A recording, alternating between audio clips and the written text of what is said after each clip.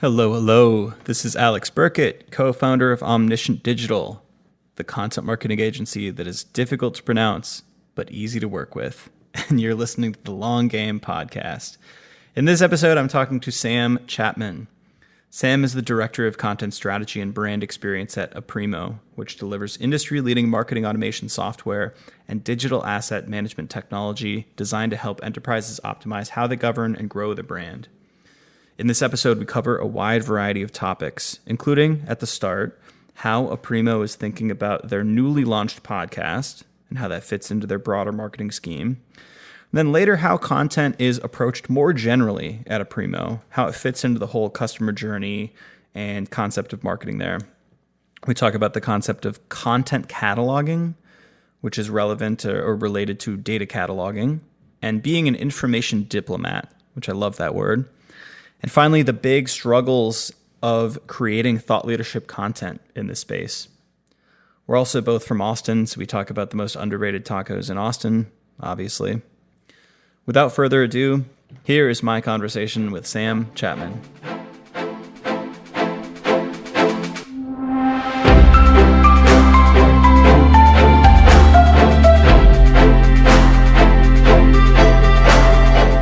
We actually just today launched our podcast. It's called Marketing Cheat Codes, and we're like 10 episodes in, and we launched the first 3 today. So, oh, that's cool. I've been immersed involved in that, or like, what's your role in doing the podcast? Yeah, so it's my team is the content and creative operations team, and so our CMO is the host. I kind of do a co-host, so like blurb in the intro and the outro, but it's all just like content marketing leaders. And it's based on the original concept of a cheat code, which is, designers and game developers in the 80s that wanted to repeatedly test their creations. So jump to the level, give endless lives, all that stuff to just battle test over and over to make sure it's the best experience possible.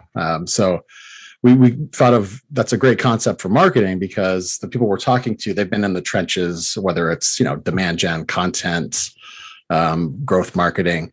They've all got something that they've developed over the years, kind of this programming that got them where they are. And so we talk, and it's kind of designed to be more about, like you consume it on your commute, 25, 30 minutes.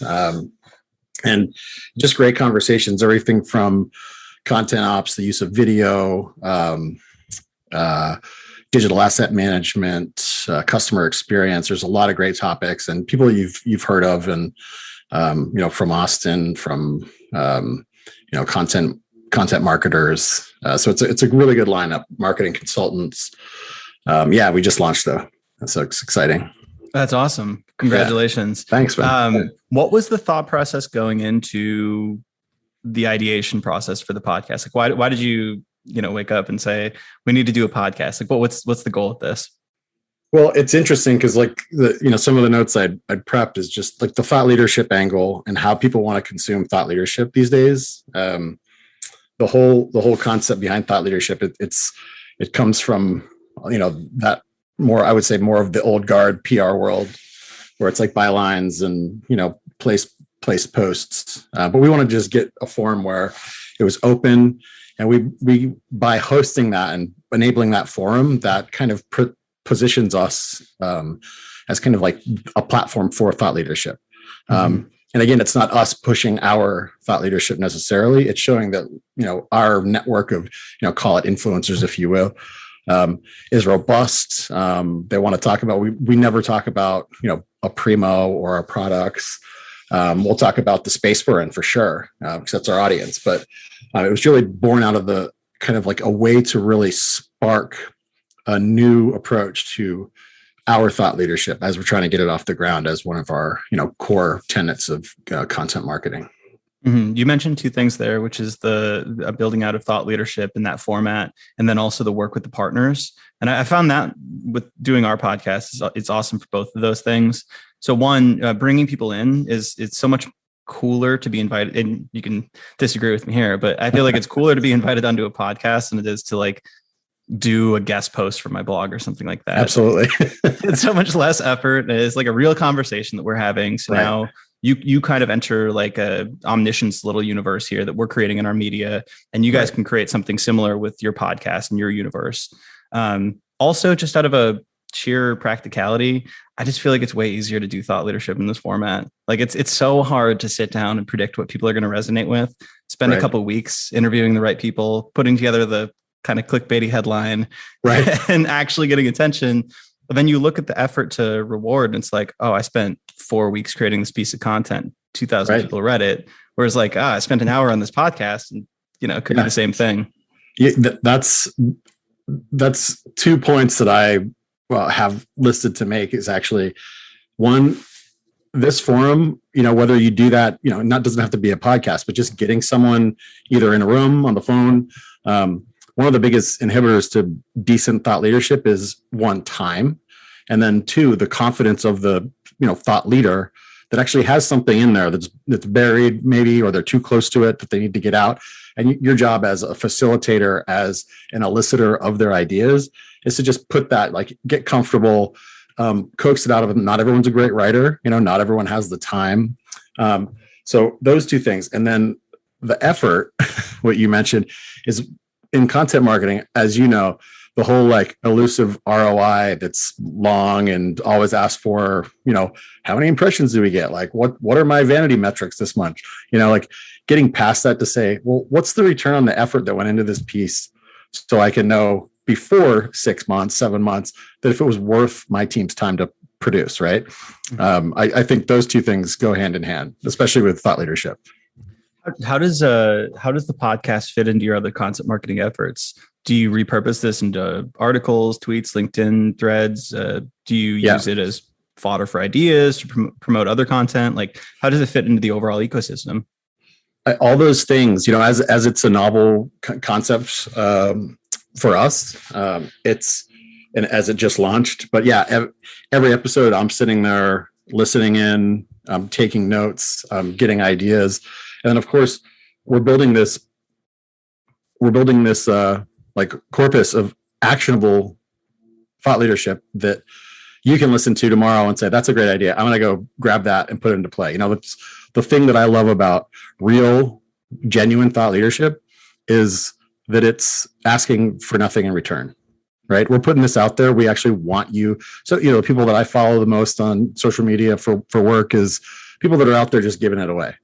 And that's kind of in this new, the information economy, and just like the crushing sheer weight of, big content, the amount of content out there. If you're asking for something, if you're getting too transactional, I'm not going to listen to it. You're not going to listen to it. You're not going to sift through it. It really needs to be, in a way, it needs to be this bi-directional relationship, because as a content marketer, this, we know a lot about our audience. We know what to expect. We know that tactics are changing. They're shifting from B to B, B to C. The lines are blurring, right? But they need to know how to engage with us. It's like governing dynamics for content marketing. We assume that both actors on either end are not going to change, right? But that's our job to actually be open, honest, transparent about the things we produce. So it's not, in a word, bullshit.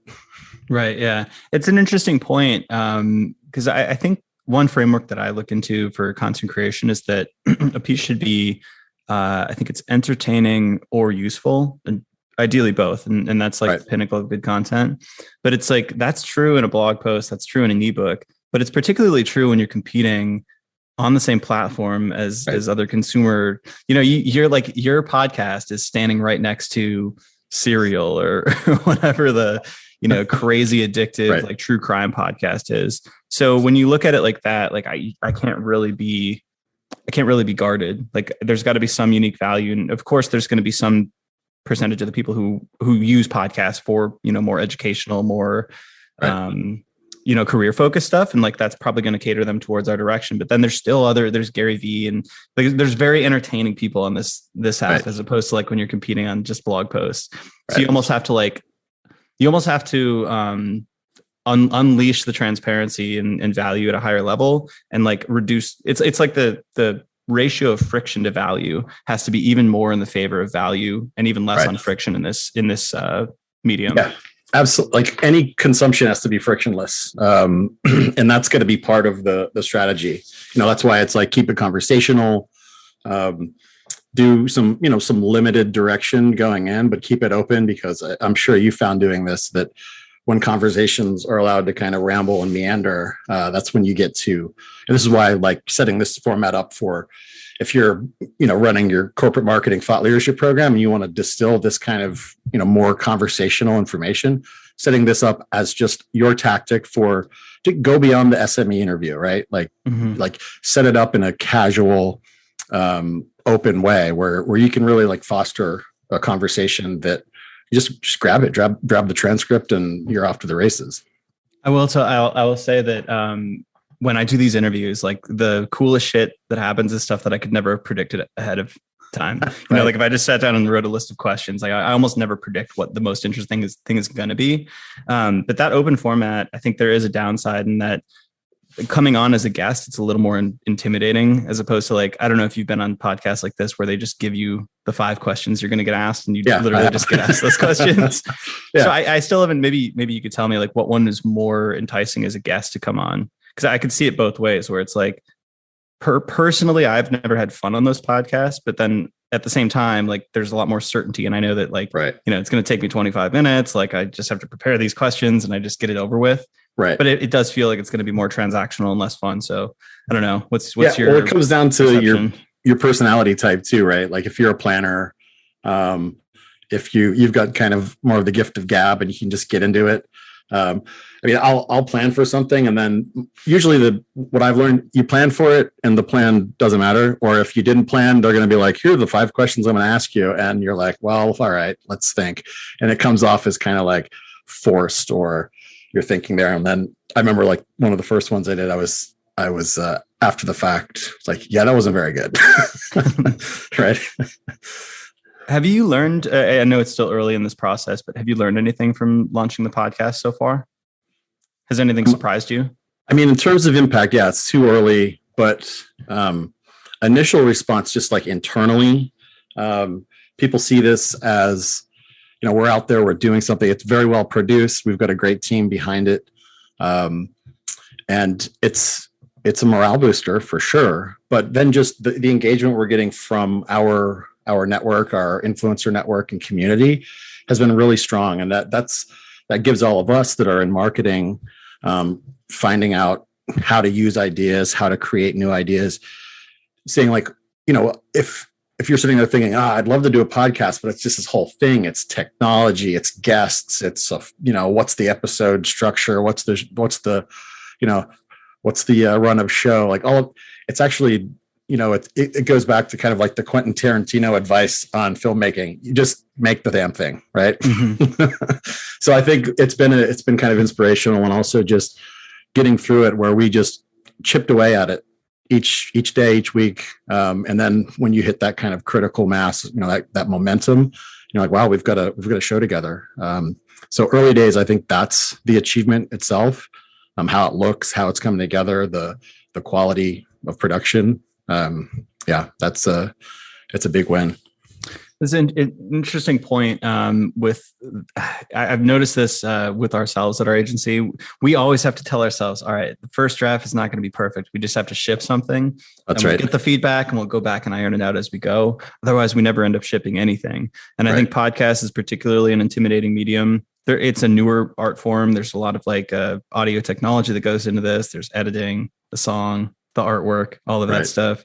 But the same could be said for anything. It's like starting the agency, it was very intimidating because it's like, who do we hire? How do we do cash flow? Like there's just a million things, but you just take the piece that you can, that's right in front of you, and kind of like the details fill in, or like you get people to help out with those specific things. So it's usually a little less intimidating once you just like do the first step in front of you. Right. Well, once you get comfortable with progress over perfection, right? And that's also just like within the world of like leading content operations, content marketing, that 70% best, that progress, you find it's additive, it's sticky, it's infectious, right? As you progress, rather than kicking something back into post-production, into another review cycle. And it's not saying we're satisfied with just okay, but progress over perfection, I feel like, especially with a larger team, or even smaller teams, right? You don't have the time or the resources. You've got to just march things along. That's, for me, that's going to be, I'll opt for progress every time. Yeah, I'm such a fan of that model. I should take a step back and ask, what does Aprimo do, and what do you do?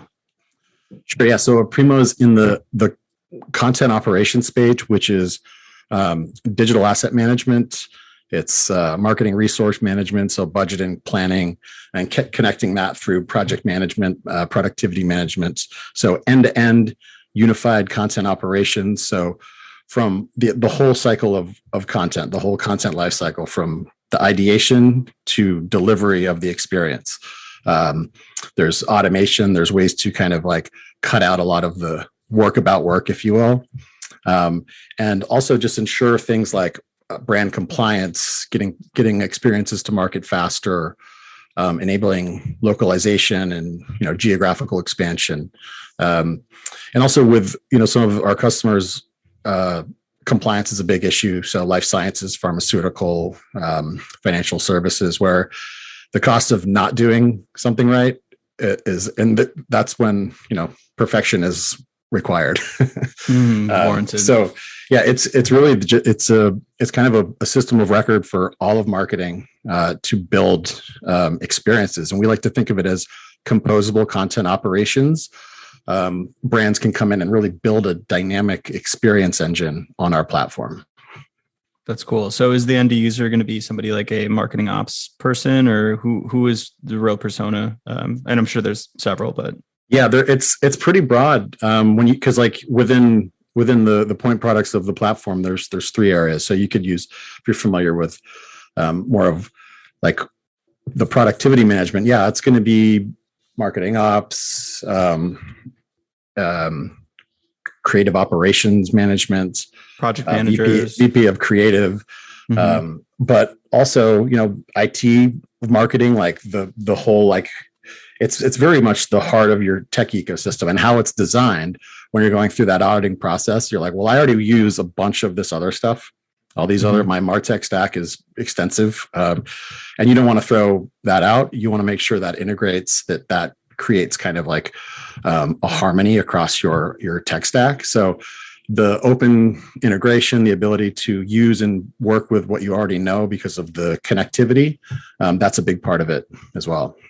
Cool. And then your role, how do you fit in, and what's your day-to-day kind of look like?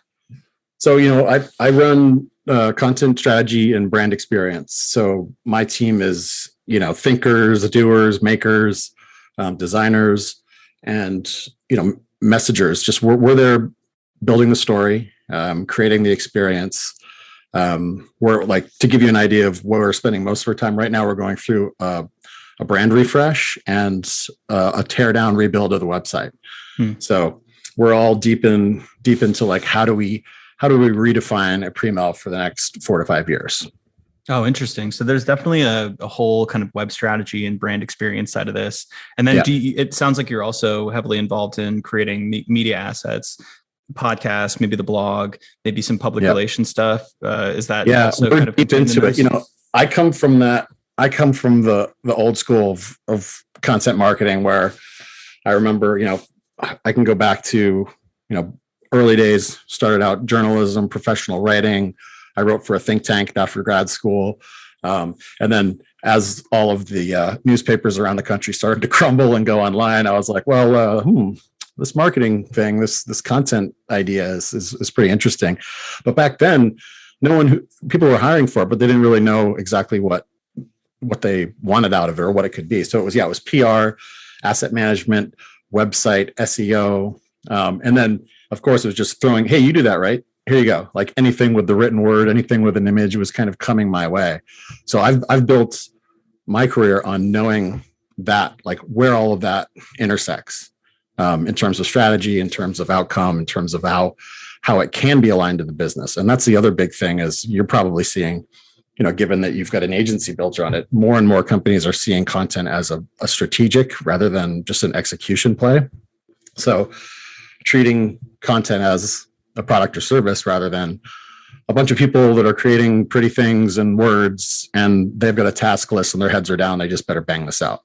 It's amazing that you touched on that, because I've worked in the CRO and experimentation space as well. And it seems like right now in both experimentation and in content marketing, the world is changing and people are actually understanding the value and how to approach these things. Because in the past, when we first started, even like 3-4 years ago, when we first started doing content and content consulting through the agency, we had a lot of people who would ask like, hey, can we do a couple test blog posts? We want to test content marketing, or like, hey, we want to get results in 2 or 3 months. It's like, you're building an asset. This is a strategic moat for you over the long run. We can test messaging within that. We can't test content, right? And similarly with some of the CRO and experimentation work, it's like we want to build a program where we can quantify the uncertainty and certainty of decisions. It's like any given win is great, but like people are starting to look at it more programmatically, which is really cool. I'm curious about you. You mentioned the old school world of content marketing. What does that mean to you? What is the old school world of content? Well, that's what I was saying. It's just like it's everything in the kitchen sink that has to do with, the words and images, and it wasn't even the experiences. So, I like in defining what I, like the old days was everything from, it was PR, it was SEO, it was web management, content management, actually writing the content, thought leadership support, ghostwriting for the C-suite, supporting. I mean, really, and the thing I think hasn't changed, and I think there's a lot of the reason why it's been the importance of and like the rise of the content leader, which is, in my view, your next kind of round of content leaders of this generation, a lot of them are going to, become that go-to, that kind of chief storytelling officer. But having that intersection of the business, knowing, product and product marketing, engineering, having an interface to, depending on your audience, right?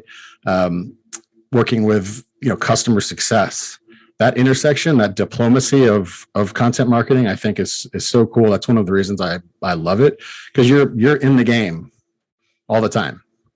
Like you're in play. And there's rarely a situation where I would say content marketing, content strategy, does not have a seat at the table, or should have a seat at the table. Yeah. This may be a terrible question that I'm going to ask. But, so those lines of content marketing, it's such an interesting concept of where does content marketing or where does content strategy start and end? Because if I'm following you correctly, there's storytelling elements that can help product marketing. There is copy and I guess storytelling and kind of like content messaging that can help customer success. There's all these various areas where content can facilitate and improve experiences, all the way from like sales enablement to SEO. Like it's pretty much content can be everywhere. So do you have some conceptual model of what people mean when they say content marketing, or is it really truly it depends on the business and like how you define it within your context? Like what's your grand concept, if you will, of content marketing? I would say like all you have to do is go and read maybe 5 to 10 different content marketing job postings and see that it's like, having have done it, you realize you can see like, oh yeah, this is one of those everything in the kitchen sink. Or it's like, we've got a team of writers and content creators that you orchestrate and produce, and it's more of a production. I would say like content marketing is closer to content merchandising, where, okay, we've built it, we're building it, we're going to get it out there. We're going to add that into our marketing playbook. And how does it connect to demand gen, right? How does it connect to brand? How does it connect to product marketing? And then the strategy aspect is that ideation and orchestration and building out the programs, which the merchandising of content, the showcasing of it lives in. You explain more that metaphor, that content merchandising. That's pretty interesting. Yeah, I mean, so I think of it as designing, content pathways. We talk about content consumption, which I always feel a little like weird when I say content consumption. It's just we've got to come up with a new word for that. Right. Yeah. So digestion, consumption, and just I don't know if you can hear this, but I've got it's like the never-ending leaf blower outside my. Oh man! During the pandemic, I really realized how much I hate leaf blowers. No kidding. I actually recently saw that I forget where it was, but it was like a neighborhood or a whole city that has a leaf blowing ban either on certain days or like blanket. And I was like, that's a brilliant idea for sure. I'm all for it. Yeah. Are you picking up any of that? No, it's not too bad. Okay. Don't worry about it. So yeah, can you go back to the question? Yeah, I'm curious about that concept of content merchandising and what you mean by that, and how you use that as a model for content marketing. Right. So it can be, with content marketing, you want to talk contextual relevance, right? And then content pathways. So you're familiar with like dead end content, or you're going through, you might be binging, you're on, you're where you want to be found, right? You're doing your normal thing. You're on LinkedIn, you're on Reddit, where you're at. And then you find your way into kind of like a content stream that's deliberately set up.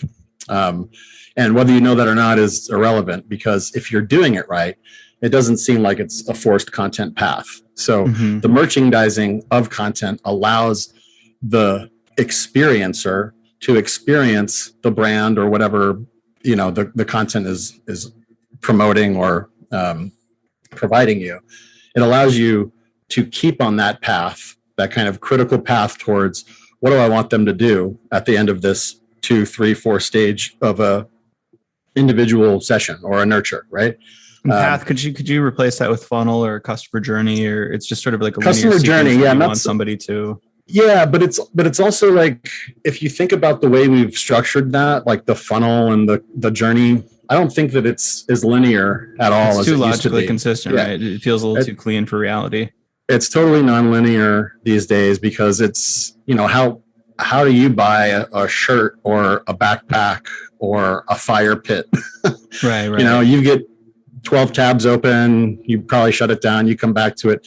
These individual buying experiences they're not like they're not only for the B2C world.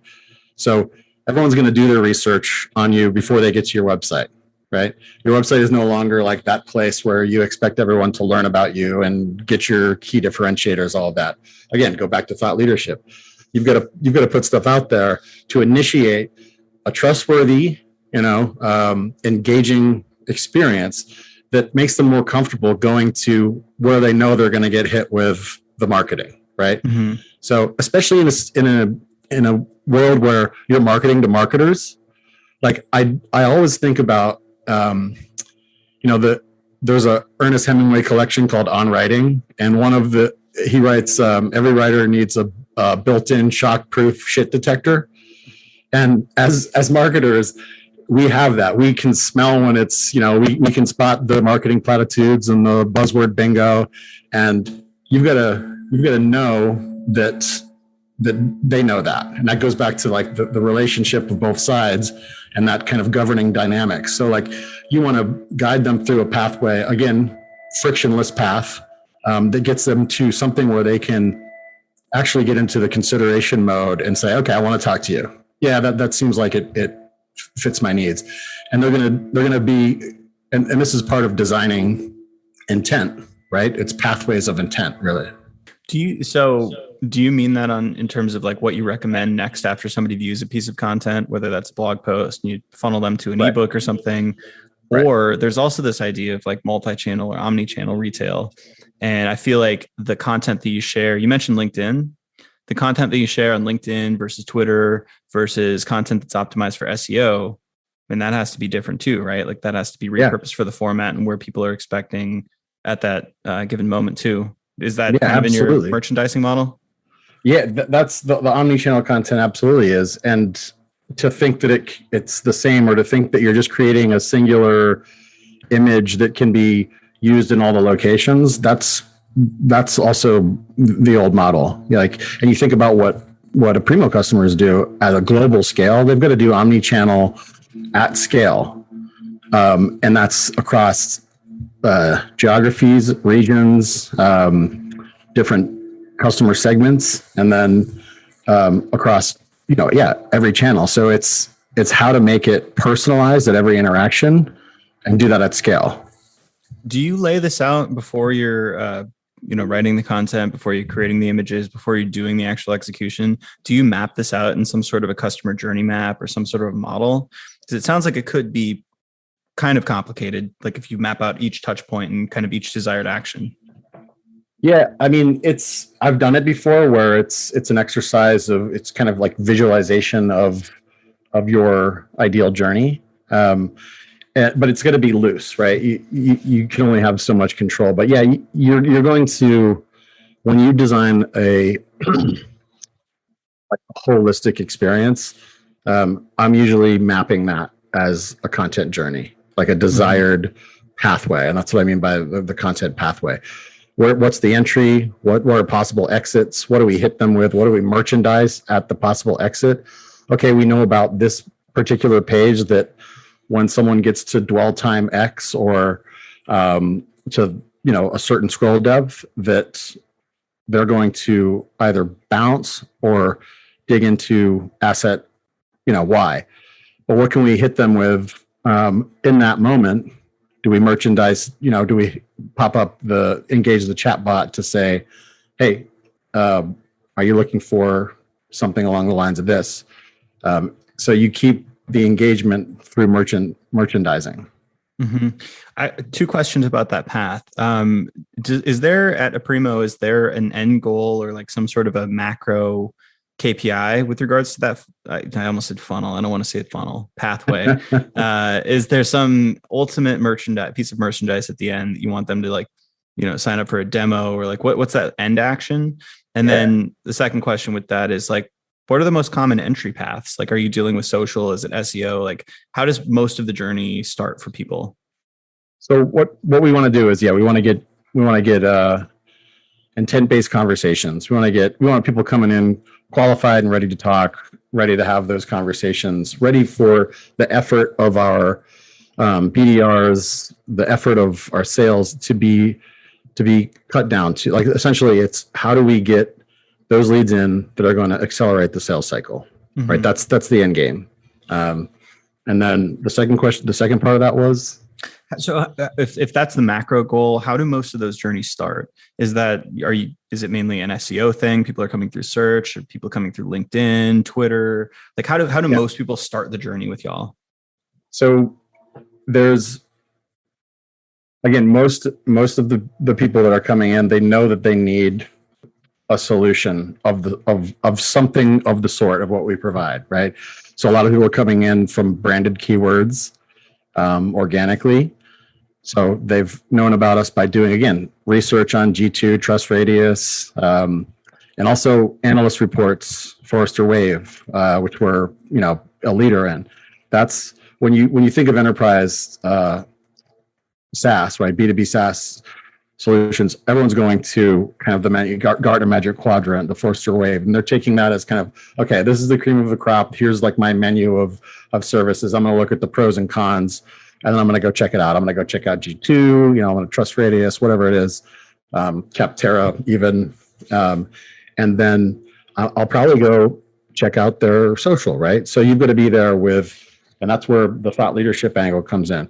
We still want to be giving up, free, interesting, relevant information that's authentic, that's not formulaic, that doesn't rely on keywords to get you there, because that's that's when the bullshit detector is flashing red in all those cases, right? Yeah. So, and again, like the thought leadership, that is that tip of the content marketing spear, but there's so many that don't actually have a leading thought, but they're putting it that way. So it's like if you don't have a leading thought, well, then it ain't thought leadership, folks, right? Yeah. I completely agree. I think like the bulk of our clients, there are a lot of them are doing SEO driven content.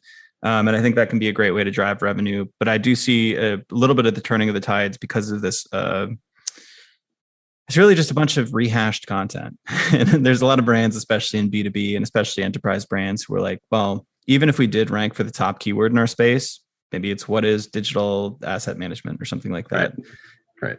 It's like, what's the sales cycle on that? Like, how is it going to be 3 years before somebody who's searching that term comes in and they're actually like, qualified to be a customer? So even some of the search volume driven stuff isn't as valuable in some of these spaces. So I see a lot more of a turn to thought leadership content, but not a lot of ability to execute in many cases. It does seem like you touched on this. I don't know how you phrased it. It was like, where are the thoughts, or like, wait, like, do you have thoughts that are worth sharing? Is it an actual leading thought? Like, you have to think about this. Is it worth telling? I mean, I think 2020 there was a Edelman survey. It was something like 90% of B2B decision makers think thought leadership is important to brand perception, brand trust, right? But that same group thought 15% actually thought it was decent or worth their time to consume. So it's like, yes, it matters, and I'm going to engage with that every time, but most of it sucks. Right. So what is good thought leadership? Is it contrarianism? Is it just throwing opinions out that are strong, maybe against the grain? Right. I mean, that's if you think about it, maybe, you're differentiating per channel. Maybe that's what you do on Twitter. Okay. That's your spot for that but definitely have an opinion. One of the things, there's like 3 things that really impact a thought leadership program from having real impact. It's the time of your people, your thought leaders, because they're either like, it's an afterthought. I really don't have context on how this works or how it actually helps the business. So they delegate, or it doesn't get done, or becomes ghost written, right? And it comes out just kind of vanilla, or it's not genuine. They don't take the time to think about that place inside of them where that thought comes from. Like, and you can be too close to it. I'm sure, just having this conversation, there's things that come up as content marketers where you're like, wow, yeah, that's just something I thought everyone knows, right? Mm-hmm. And often it's you're too close to it. So having the conversation, you actually get it out there. You figure out like, yeah, I've actually have a novel idea. And then when that comes out, you can't be careful about saying the wrong thing or wondering if it's going to be, like you said, contrarian, because if you do, that's a slippery slope to it just becoming more transactional, fluffy, painful to read. And then that also leads right into the formulaic. Okay, well, we've got 8 keywords for this topic where we want to be a thought leader, and we're going to jam those in and write to that. That also leads to subpar, just bland. It's like bullshit conference room copywriting, right? Like it's right. You can always read when it's like a committee driven, like this has been like rehashed 20 times. It's like, I downloaded personalities out of it, I downloaded this copywriting model, and this one's for thought leadership, and I've filled in the blanks and paint by the numbers. Right. Paint by numbers. Yeah. So the genuineness, that's interesting. So are you pulling ideas from your executives in the podcast, or like how do you pull some of those insights out when maybe somebody is too close to the problem? Maybe they're a subject matter expert, maybe they're an executive, but they don't necessarily know what their kind of deep beliefs and opinions are. For me, it's always going to be like a one-on-one or a small group conversation. It's going to be it's taking the podcast and removing the technology or the camera, or the situation where it's just a free, open environment to explore those thoughts, and have a sounding board, right? That's what I was talking about with facilitation and like thought eliciting. So I'm there as a sounding board. I've got industry knowledge, expertise, an area base that I can soundboard. Also, it helps that I'm within the buyer profile, the persona. So, but really your job is to just kind of sit back and help coax that out, especially if the potential thought leader is worried about, I'm not a good writer, or I'm not a good public speaker, which is the case if especially if a lot of your ideas are coming, say, from an R&D organization. Mm-hmm. You want to be able to get everyone comfortable with actually finding that voice of theirs, and exhibiting it in a way that might be a little unnatural for them. Mm-hmm. So is this interview, is this one-on-one, is this the way that you come up with ideas for blog posts, for tweets, for LinkedIn stuff? Or how does the initial seed of an idea come to play? Like, how do you say, I want to write a piece about I don't know, DAM trends in 2022 or whatever that piece is. Yeah, so I can give you. We're working on a piece that's kind of like working title. It's like the definitive guide to DAM, or the whole damn truth, Mm-hmm. right?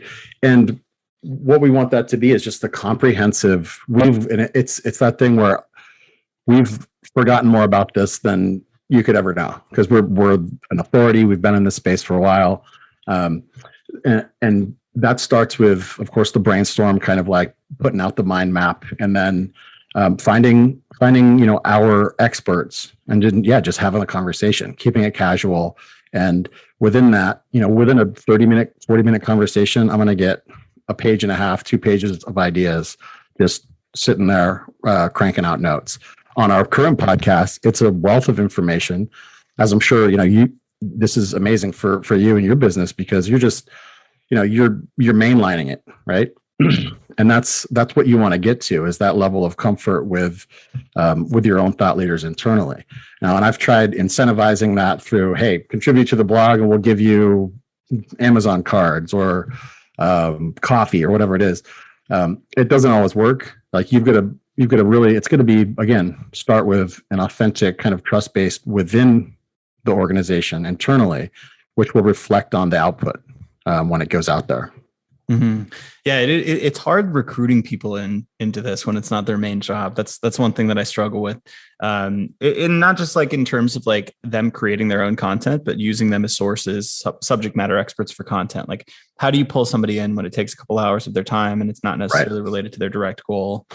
I'm just thinking out loud now. It's like when a content marketer starts doing this stuff, you get like kind of a dopamine rush from the feedback. You publish an article and see it shared a bunch, and you see like your name like on Twitter, or like you start posting on LinkedIn and get a bunch of comments, and like you're like, oh wow, I'm a pretty big thought leader now. Like I wonder if you could create that effect for people who you want to be more in your content sphere, and participating more often, to show them that little dopamine rush as well. But yeah, I'm just that's out loud. Demonstrating that's actually really good. The demonstrating that is a huge part of it. So I think of it as kind of like the medium.com effect.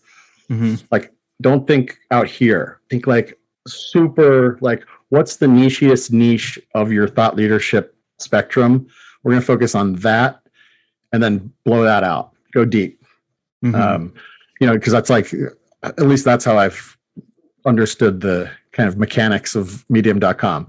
Go super niche, and then just explore that until it's exhausted, or until you're exhausted.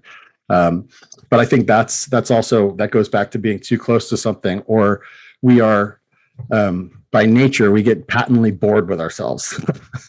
And we don't want to, we almost have this a bit of stage fright, or a bit of like, am I really that interesting? Is what I have to say, is what I have to do, is that really interesting? And the thing is, yeah, it is. Otherwise, you wouldn't be where you are. And I think getting over that hump is the biggest challenge to starting that momentum towards saying like, hey, check it out. Your article, X amount of interactions. It got picked up on, by this publication. Take a look at our engagement on our corporate channels, and then you've got to demonstrate that, and so it can't just be like, it has to be two-sided from the ideation through distribution. What do you think the biggest challenges are that you've run into running content for Aprimo so far? What challenges do you think you've left to solve? Oh man, I mean, content challenges never end. Content's always growing. Like I said, it's a huge, like I like to think of it. It's like, I actually made a mistake, a typo. It's kind of funny. I was writing something about, the whole adage of content is king. And, like I and O are kind of close together on the keyboard. And I wrote content is Kong. I was like, damn, that's pretty good. It's this big beast it's hard to wrangle. It's always kind of like the appetite for it. It never ends. So I think the challenges never really end. I think early on, and this is not just true of Aprimo. A lot of organizations and agencies where I've worked, where they try to operationalize this process, but they get it down to the point where all of your creators, your content production, your content operations people, again, we'll go back to this, are like they've been relegated to order takers. And it's like an assembly line of sorts. Totally. And it's all tactical, it's all execution based. And the challenge in that kind of projectized organization where it's just like, bang all these things out and you will be done. Then you can go and take a break and then get on the next 10 things you have to do. That's a surefire. I mean, that's the reason why in the agency world, it has one of the highest employee attrition rates year over year. I mean, it's something like 40%, because burnout is just, if you're a creative professional, if you're a copywriter, and you never see it's not even about the fruitions of your labors. It's being able to see from the outset, okay, my contributions as a copywriter are contributing to a higher level business objective that I can see and I can wrap my head around, rather than, oh shit, I got to write 27 emails, 2 landing pages. I got to, provide editorial on XYZ. And then once that's done, I'm just, and you have another 5 items that are just the exact same seeming. It's this endless hamster wheel effect. Right. And our job as content marketers, and this, again, the rise of the content leaders, to see that it's not about these waterfall experiences. It's not about saying, okay, I'm going to build an end-to-end thing and put it out there, and then it'll be the next thing. It's about being able to build an ongoing conversation, something that becomes its own thing, that lives out there. And you're in there stirring the pot, optimizing, seeing what works, seeing what doesn't. But everybody who works on your team, everyone who's got a skin in the game, needs to be aware of that broader ecosystem of thought, in order to, I think, really not only appreciate and get appreciated for what they do, but to see the value in, okay, I'm going to put a little extra of myself into this rather than just banging it out. What are your thoughts as the content leader, like when an organization is in that position, that unfortunate position where the content team members are kind of in this constant execution hamster wheel or treadmill, where they do feel burnt out? Like what I mean, this isn't a simple question, but like, what's the antidote to that? Is it simply, putting your foot down and being like, hold up, we're going to audit the system and see what we actually need to do, and like where we should actually be working? Or like, what do you do in that situation as the leader? Yeah, I would say, you blow it up. You blow it up.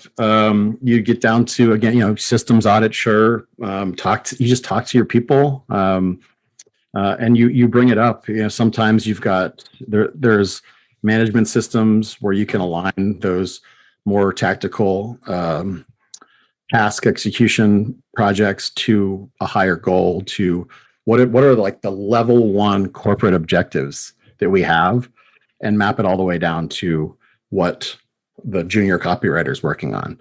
There's things in play for that. But it's about making sure that that's transparent and bringing everyone, just like we've got to do with your customers, everyone else within your organization has to be on the same journey, and bringing them into that, asking for feedback. So when you're in that model of just kind of like just execution, heads down, it's more of like, let's take some time, let's add some space back into our production schedules to think. Let's take a day where we don't have meetings. Let's say once a month is your day to create, and don't get on chat, play around. It's an idea day. And then like when we get back together, like we had a couple quarters ago, everyone just had a research implementation goal where we're going to like, what do we consume just as creatives in our personal world, and how can we apply that to the brand or the site or to a piece of content or our design principles, or can we add something to our brand book or our brand arsenal? And having that time to do that adds, so you can implement things within your current structure that allow for that kind of creativity and the things that you're actually there to do. letting creatives be creative is not a novel concept, but it's one of the last things that people think about when you're in that assembly line of content. This is amazing. You're gonna get me on a hobby horse here. So I completely agree with you. And I think it's probably not the norm, at least in the past, to do that. But I think we're in a really interesting revolution right now. It's like, I feel like the employee has so much more power nowadays. Right. And it's like one of the biggest fears is this great resignation. And it's like, not only is that clearly a more effective way to operate, for creatives, of course, but I think everybody is a creative or can benefit from using that side of the brain. It's clearly more effective. You get more out of your employees, but also they're not going to fucking burn out. It's like as soon as they burn out and leave to another company, your company loses. So I think it's causing a lot of organizations to start to reflect and be like, yeah, we should. I mean, if we're in the pandemic, like we're on Zoom all day, every day, let's do a Wednesday, no Zoom day or something like that. Right. So it's starting to cause companies to start to reflect on some of this. Right. And another interesting aspect of that is the rise of user generated content isn't new, but now like with the vast, amount of platforms and, personal branding, everybody in some way is a content creator, even within, if you're outside of the organization, within the organization. I think there's more of an understanding of what we do and the complexity of it and what it takes to actually produce. I mean, not even like, let's not even touch something like a rebrand, but just to produce a singular piece of engaging content, what goes into that, the kind of the blood, sweat, and tears that goes into that. I think more people, because of the expansion and the requirement for people to be content creators, content marketers across functions, there's more of an understanding. And I think that's bleeding out into, we need to hire somebody who's not just a management, personnel or a wrangler, but they're there to lead the content function, to lead this big, hairy, angry beast that's called content. We need a Kong tamer. Yeah. So I like this. We're getting some partially contrarian opinions here. Can we continue down that rabbit hole? I have the Peter Thiel question. What do you believe about content marketing that most people would disagree with you on? Oh, wow. That's interesting. What do I believe about content marketing that most people would disagree with me on? Yeah. I mean, it might take a bit to get there. It's never a standalone function.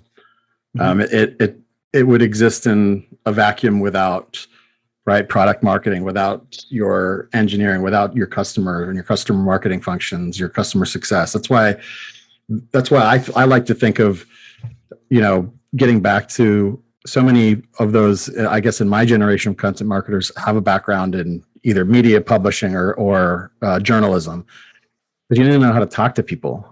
And so content marketing on its own is, you can do that. You can go start a TikTok and content market yourself, right? That's not quite contrary enough, I think, for what you're looking for.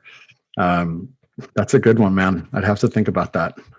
Well, if an idea pops up, you've mentioned a couple already, I think, offhand. This over-reliance on keywords being a pretty standard thing in the industry. Oh, yeah. Creating more time and space for creators and having less of an assembly line style machine, I think is, I don't know if I phrase it that way, it wouldn't be contrarian, but I think it does go against the grain in terms of how a lot of people run their ops. So yeah. I think if you dropped a couple there. That's for me, they're not truth bombs. Those are just that's just observational from my experience as an information diplomat and an opportunity evangelist. That's what I've seen over and over again. And that as I've kind of gone through the ranks of content marketing, I feel like that's those things that I've witnessed and kind of tried to formalize as part of my style. That's reflective, I think, in the way that the practice is headed. So that's why we're seeing things like Chief Content Officer, VP of Content Marketing at Salesforce, the rise of just content intelligence platforms that are realizing that no one cares about the vanity metrics of piece A, right? Vanity metrics, that's a contrarian one. You could do without those. Return on effort rather than return on investment. These are things that are slowly becoming the norm because people are waking up. You remember, like, I don't know, I've worked at an agency before, and the whole like QBR of an agency where you're like, yeah, look, you're trending up. Totally. It's very easy to trend up. That's something deliberately, that was our first thesis with the agency, was we're going to bill ourselves on business metrics. So during the whole sales cycle, we basically talked through like, what are your KPIs? Like, how are you tracking those now? Like, how does content contribute to those? And the first thing we do is we build a growth model, which is like, I came from experimentation. My co-founder is a product manager. So like, we come from these like more quant backgrounds. So we're like, all right, we're going to drive some ROI. We're going to pick the metric. We're going to find the way that we map it there. And we're not just going to say, oh yeah, we've published 100 pieces, or, oh, we've gotten this traffic, without any regards for like if it's converted. And that resonates. It's been a message that really, I think, speaks especially to executives and leaders. Because I think that is an emerging trend in content as well. Well, yeah, and that's a great point to the earlier the earlier segment on getting content a seat at the strategy table. It's seen often as an afterthought, like almost the exhaust of what our company does. So we're a company, we're up here doing our things, and our exhaust downstream is what we'll create content out of. No, that's not how it needs to work. You need to be at the level leveraging your content people to help define your differentiation, your positioning, where you sit in your market, what you should be saying, what you can say, what you should say. And again, it's back to that, like the intersection. It's kind of the melange of tech, design, journalism, asset management, publishing, brand, to build a executive business level platform of storytelling that defines and drives what you do. Did you say before that you were an information diplomat? Was that the phrase? Yeah. Yeah, I think so. What is that? I mean, I think back to the earlier days when, everyone's asking you, hey, where's this asset? Hey, what do we say when we're talking about this? What's our position on, vertical X? And I quickly realized that everyone's so busy, sales is out there doing their thing, and they're like, hey, I want to find this asset. Hey, can you help me with this? And I realized, like, by servicing individual needs, I'm one person, that's not scalable, right? And so as an individual, and often a lot of us were the only content marketer in an organization. Like there wasn't more, like that was wild if there was more than one content marketer back in the day.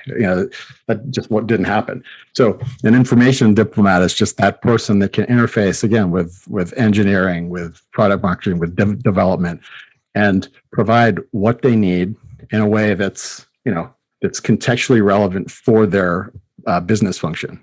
So yeah, information diplomat. That's right.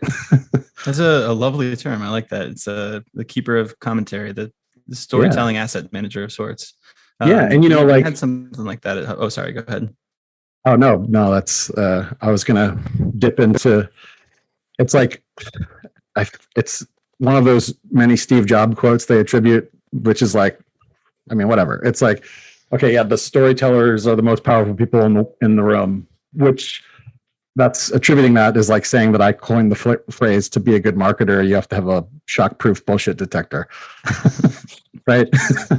Right. That's cool. I think it is a role that not a lot of people want to take up, this mantle of like keeping and consolidating and spreading the information and how we talk about a message. I've seen product marketing do it. I know product marketing and content work together at HubSpot to do some of that product messaging when we were, especially on G2 and like different review sites, like when we were filling out the messaging throughout that and keeping consistent, like the differentiation, we had a single keeper of that. I've seen that with regards to like customer data and insights and experimentation too, right? You've got 10 teams running their own tests and like nobody kind of talking with each other. So having some central person who's willing to take that mantle and be like, all right, we're going to facilitate and spread this information. I think that's an underrated role of a content marketer. Yeah, absolutely. I mean, I think back to another earlier role where my, my manager at the time, and then, eventually, became a mentor in many respects, was like, I want you to go and find the single source of truth for the company. It's out there. It's in Excel spreadsheets. It's all over the place, and everyone's kind of got it maybe locally. So you've got to go and talk to people. There's no repository of this.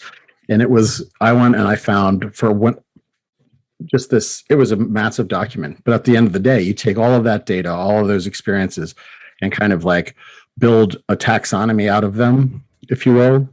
So it's like, okay, all of our customers in this industry on average realize benefit X for, percentage Y or something like this. And you've got this library of referenceable information that's the single source of truth of like guiding principles of why people buy, why they, partner with you, why they might come and choose you over a competitor. And that's absolutely what that is. And I think every content marketer has to have, no matter the role definition, they have to have that knowledge base, and also the ability to go out and find that information. Yeah, it reminds me of in data, one of these things that's very important. You don't really think about it in early stages because all of the rituals are very informal. But as a company scales, data cataloging is very important. So it's like, what events are we tracking? What's the name of the event? Where are these events? Like, where can you actually like access the information? What tables do you go to? It's just a map of like all the data collection in an organization. And it makes me think that maybe we need like a content catalog as well as like some sort of an artifact for our teams.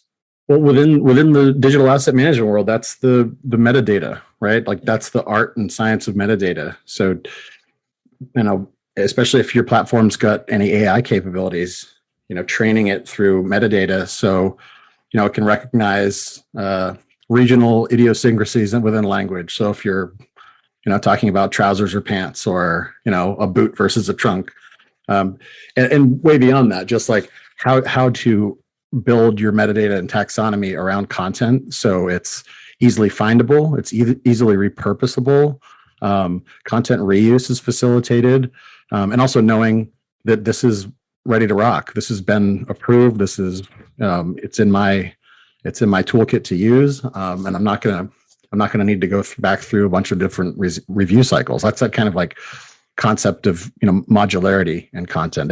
People call it content atomization, modular content, but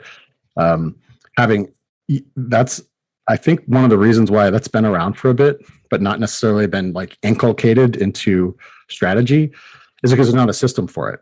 Like, yeah, modular content, that sounds great, like little blocks of content that we can assemble like Legos, but without a formalized non-linear strategy for that you can work wherever you are in the content lifecycle, then it's just another thing, right?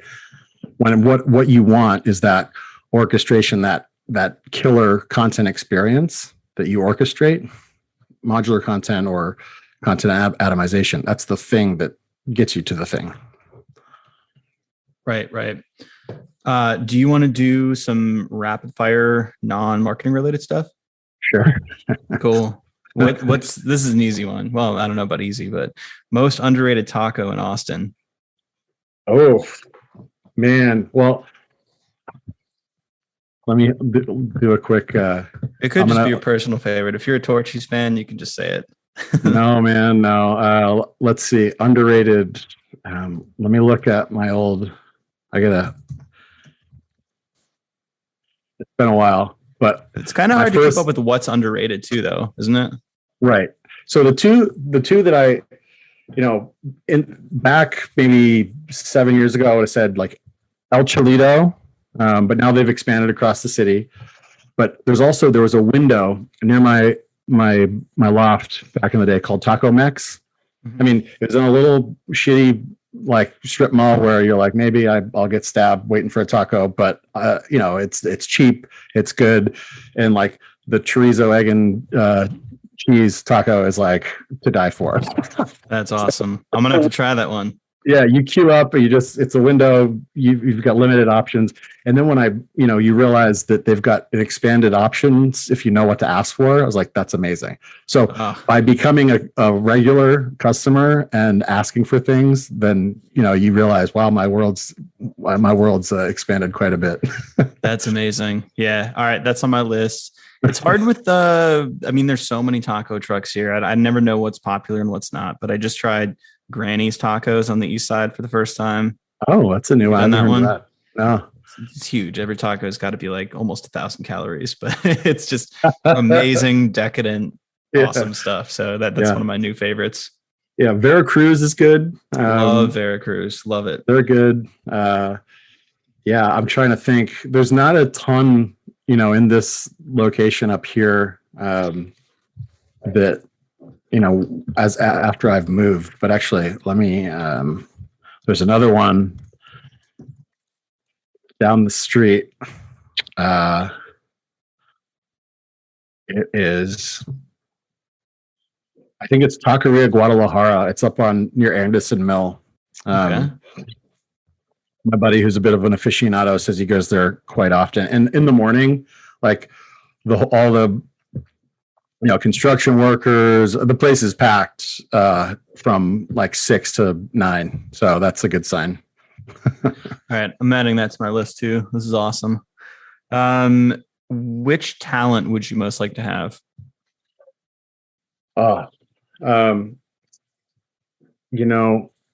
I played the saxophone back in the day, but gave it up probably middle school.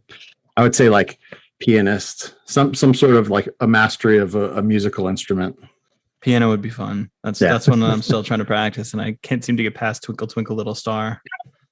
It's further than I've ever got, so kudos. Someday, I'll be doing Bohemian Rhapsody. Who do you admire professionally, and why? Stump me on that one. Trying to think of who I follow and like draft off of. I don't know, man.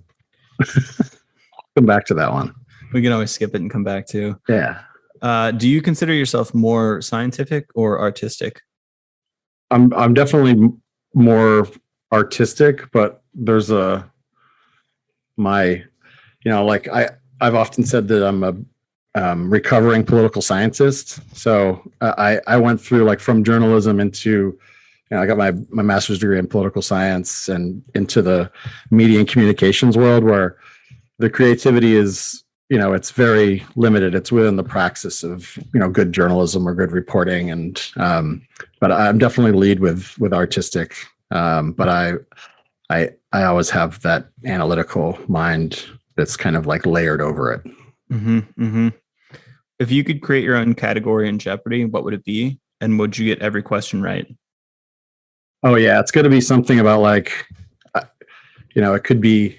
I would say I don't know. It's been so long. I would say a category like Depeche Mode facts. So you would love that bar in Estonia. I was gonna say earlier. It's actually it's funny when I first started talking with our CMO about coming to Aprimo. I put together this deck on, and I titled it "Deconstruction Time Again," which after one of Depeche Mode's album, and it's just like the concept of in academia of deconstruction, and then the album itself. Merging the two of like how to get to like an evolved brand, an evolved state of content operations. So yeah, Depeche Mode is a favorite of mine. So I'd like to see that as a Jeopardy category and see the, how the folks do with that one. With the academic concept of deconstructionism, you're talking about the literary analysis tool. Yeah, literary analysis. This is a deep cut reference from critical theory. Yeah. Going back to the academia, I wrote my bachelor's thesis on Jacques Derrida. So like the concept of la différence and like just, how everything, you could break everything down. This whole, I took a class on the same thing on different critical techniques, and deconstructionism and postmodernism like broke my brain. Like just trying to think through it. I was like, I don't understand, but I kind of do. But I was like hanging on by a thread the entire section of that class. Right. Yeah.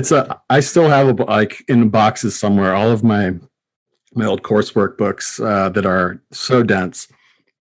But yeah, if you can, if you can handle those classes, man. Well, that's what I was wondering. And maybe it's just like this very loose connection that doesn't actually exist, but is there something to having gone through such intellectual murkiness and complexity and being able to try to, write essays on that. Is there something about that helps translate to content marketing where you're pulling through complex ideas and teaching it in a simple way?